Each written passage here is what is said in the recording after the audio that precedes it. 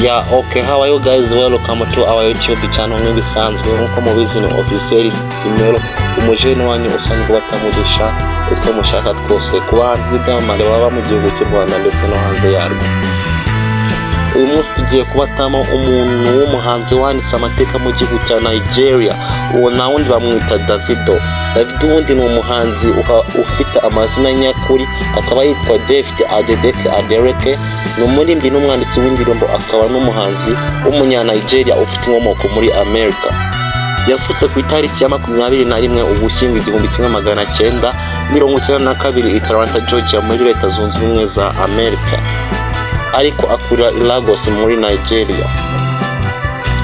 Ubundi bivuga ko umuziki wa Davido watangiye nk'umwe mu bagize itsinda rya KB International. Yamenyekanye cyane ku mwaka wa 2011 ubwo yasohoraga indirimbo ze, harimo indirimbo yitwa Devido yabaye iyakunzwe cyane muri Nigeria. Album ye ya mbere yise Bama Olowo yasohotse muri 2012, ikaba yari irimo indirimbo zakunzwe nka Black Wine, Ekulo na Feel Alright.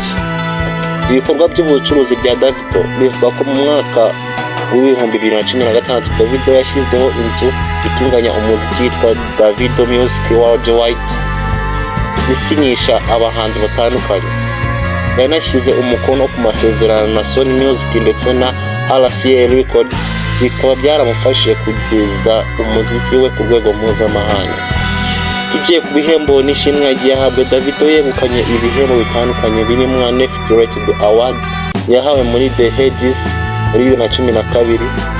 Yagaragaye kandi ku rutonde rwa Time 100 Next muri mwaka w'2021, n'umwe mu bantu bafite ingaruka zikomeye ku isi. Ubuzima bwe bwite buvuga ko Davido afite ubwenegihugu bubiri, ubwa Nigeria n'ubwa Leta Zunze Ubumwe za Amerika. Ni umufana ukomeye w'ikipe ya Manchester United. Tugiye ku mbuga nkoranyambaga akoresha, Davido akunze gusangiza abakunzi be amakuru n'amafoto ku mbuga nkoranyambaga nka Instagram na Twitter. Afite kandi urubuga rwa YouTube aho ashyira indirimbo ze nshya n'amashusho y'ibitaramo.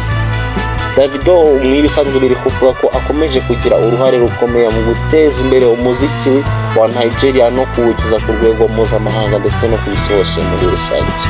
Nuko mubizi na n'ubundi ndi umujene watanu bishya, nshobora gusoza nabwira yuko mugomba gukora subscribe, mugakuramo comment, mugakora like, ndetse mutibagiye no kwandika muri comment uwundi muhanzi mushaka ko twazabakora icyegeranyo tumenya byinshi kuri we, ubuzima yabayeho n'uwari